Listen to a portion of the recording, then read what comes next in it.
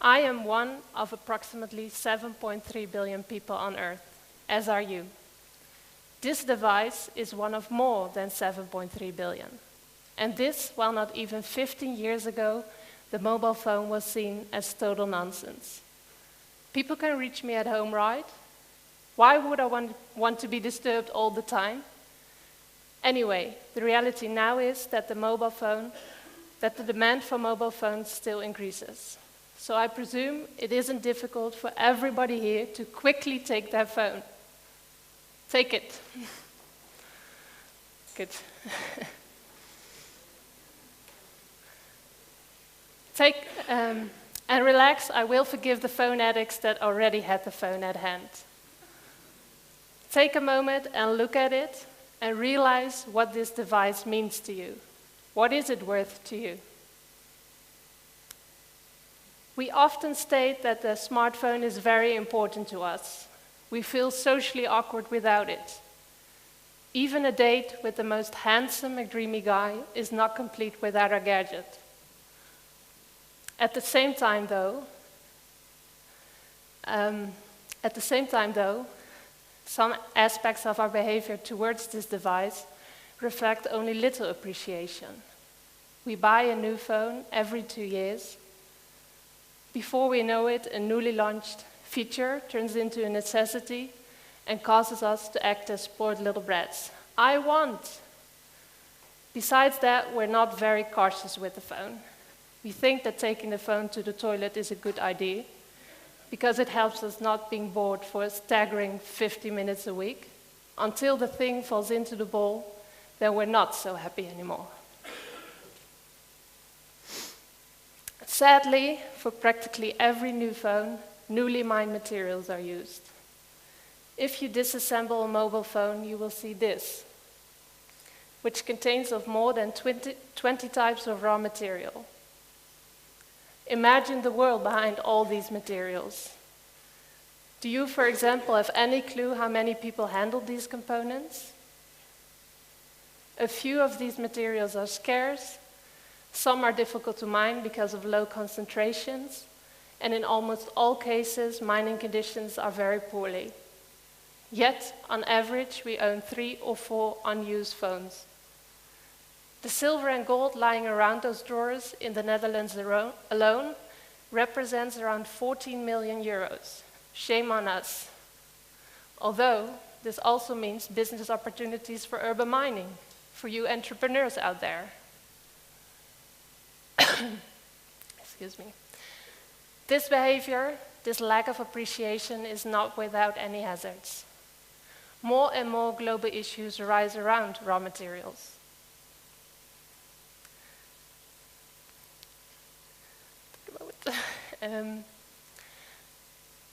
Since the primal urge to mate apparently hasn't disappeared, our population is growing, as well as the level of prosperity in consuming. So it's not surprising that there is even a corporation that explores the possibilities to mine raw materials from asteroids in space. A very cool innovation, don't get me wrong, only it does not solve the core problems in our system. We merely shift or postpone them. If we continue in the same fashion, we can be pretty sure that sooner rather than later, the supply of smartphones cannot meet the demand anymore, along with many other goods. Maybe then, the doomsday preppers seen on the National Geographic Channel do not look like total morons anymore. At the moment, it is a fact that we often don't realize how many resources we discard without thinking about it. 80% of produced goods are thrown away within the first 6 months of their life. In one go, the economical, ecological, and social value of the product is completely down to zero. The most logical explanation for this behavior I could think of is that we as consumers are evolving backwards, right?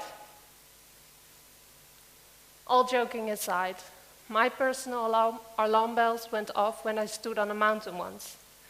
Not an ordinary mountain, but a mountain of waste, in Cluj-Napoca, Romania. A group of Roma, the largest minority group in the EU, live and work on this dump consisting of mountains of rubbish. Taking pictures is forbidden because authorities know very well that this is not something to be proud of. But close your eyes for a second and try to imagine these men, women, and children living on this big pile of trash. To me, it instantly reflects how badly we take care of our world and the people on it. Also, we don't have to look far for similar examples in our own hometown. At HVC, the waste disposal factory here in Dordrecht, 100 trucks come in daily completely filled with garbage. It might be true that we process our garbage in a better way here than in Romania, but wouldn't it be far wiser to reuse this garbage, or better put these raw materials for our economy? When we look at the human side of things, everybody knows someone in their own social circle that is on the sideline. There are many situations where humans are undervalued, not working to the full potential, or are stuck in one way or another. This happens in my own family too. My sister, for instance. She's generous, a mother of 2 kids, spontaneous, funny as hell, but she's also diagnosed with borderline and she is mentally challenged. Society only looks at the last 2 characteristics. She's a borderliner with low IQ who poses a lot of problems. Even I, her own sister, have problems looking further than the obvious. I have problems not to judge her.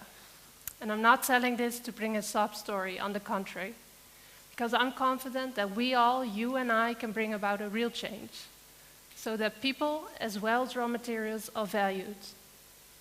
And with that notion, ideas come forward. My idea is Cirkellab, a new initiative which I'm very passionate about.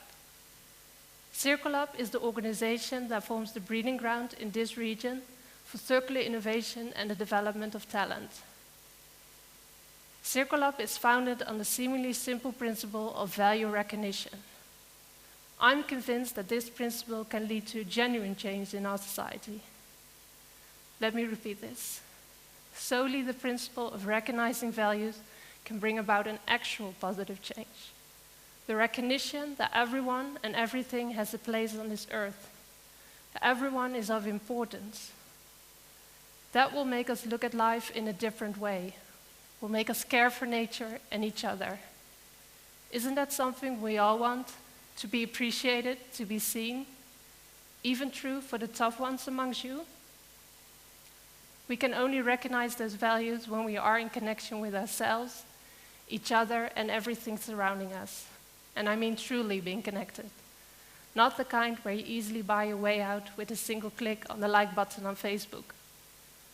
I mean looking at things properly, without judgment, appreciating things in a profound way, taking time to be somewhere or do something. Did you, for instance, already say hello to the person sitting next to you? Real connection leads to enriched lives, to a renewed society, to a transformed economical system. It leads to an economy based on cycles, a circular economy, in which every end-of-life product is used as part of something new. Ideally, waste does not exist. Cirkellab envisions a world where we make use of available resources in order to enrich talent and reuse raw materials instead of acquiring new ones time and again. Throwing out or discarding things is simply seen as doing business badly, to put it mildly. These days, there are more and more examples that are very hopeful. Supermarkets that do not sell pre-packed goods, restaurants without residual waste, seaweed furniture that can be reused as fertilizer. My jeans, I do not own them. They're still in possession of the manufacturer, who will take them back eventually so they can be used to create a new pair. In addition, the Dutch Research Institute TNO calculated that 7.3 billion euros could be saved yearly and as many as 54,000 jobs could be created in the Netherlands, just by a better use of materials and a change in the flow of raw materials. But it doesn't stop there. The potential benefit is even bigger. According to me, as a born and raised Dordtenaar, this region is promising with regard to a circular economy. One reason is that this area still has a relatively large number of manufacturers, where business revolves around raw materials. Let's look at the maritime sector, one of the most advanced sectors in the Drechtsteden, where steel plays an important role. Prices of steel are rising because it's more and more difficult to mine good quality iron ore. At the same time, research states that by reusing materials to the maximum extent possible, we can provide about 40% of the demand for steel ourselves. This demonstrates that threats can be turned into opportunities. Simultaneously, this region faces certain challenges. For example, creating jobs for low-skilled people.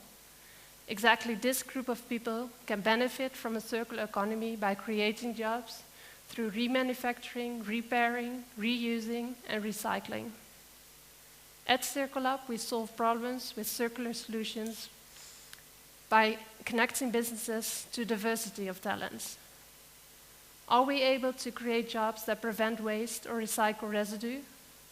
Are we able to develop or redevelop business parks and housing districts in a circular way in collaboration with educational institutions? Are there opportunities for startups towards circular innovations? Could we take into account performance, longevity, high quality, modular structure, and pure materials when we design and co-create new products? The answer is yes, full-heartedly yes. Cirkellab is already taking the first steps in this process. So challenge us, I would say. Our ambitious mission is to develop in 10 years' time 100 circular innovations that create 1,000 jobs. Our dream for Cirkellab is that in time, but not too long to reassure my impatient nature, there will be a place in this region where people from all walks of life and with many different skills can meet, where they share their knowledge, inspire each other, and collaborate. All these people in Cirkellab will build a circular economy, everyone in his own way with their own talents. One person coming up with solutions, the other creating those solutions. Featured by open innovation in labs, at workshops, and by floating on an island of ideas in think tanks. Although this place is not here yet, we as Cirkellab are ready to start building the new, together with the surrounding community, maybe even someone present in this audience. You're more than welcome to join us. Let me end with a cheesy but hopefully catchy phrase: be part of the cycle. Thank you.